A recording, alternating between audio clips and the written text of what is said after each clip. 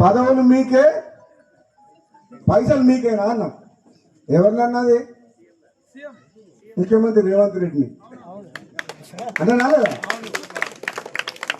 నాకేమర్థమైందంటే 20 నెలల నుంచి మన మునుగోడు నియోజకవర్గంలో రోడ్ల కాంట్రాక్టర్లకు, దేనికి బిల్డింగ్ కట్టిన వాళ్ళకు, సీసీ రోడ్లకు, దేనిలకు ఒక్క రూపాయి మీద వస్తలేదు. నేను మంత్రి దగ్గర పోయి అడిగినా రాలే, 100 సార్లు తిరిగినా రాలే. కాంట్రాక్టర్లు ఏమో ఒలిగొండ చౌటుపల్లి రోడ్డు చేస్తే కాంట్రాక్టర్ టెండరా, అగ్రిమెంటా, ఎన్ని రోజులైంది? మొన్న సంవత్సరం కూడా రాలే. ఒలిగొండ చౌటుపల్లి రోడ్డు పని చేయమంటే బిల్లు ఇప్పి అంటుంది. బిల్లు ఏమో నా చేతులు లేదు. అది ఎవరిస్తే వస్తుంది? ముఖ్యమంత్రి ఇవ్వాలి. నేను ముఖ్యమంత్రి ఉద్దేశించి అదే అన్నా, ముఖ్యమంత్రిని విమర్శిస్తలేను, పార్టీని విమర్శిస్తలేను. ప్రజలు నన్ను అడుగుతున్నారు, ప్రజలు రోడ్డు చేపేయమంటుండ్రు, ఇంకేదైనా పని చేయమంటుండ్రు.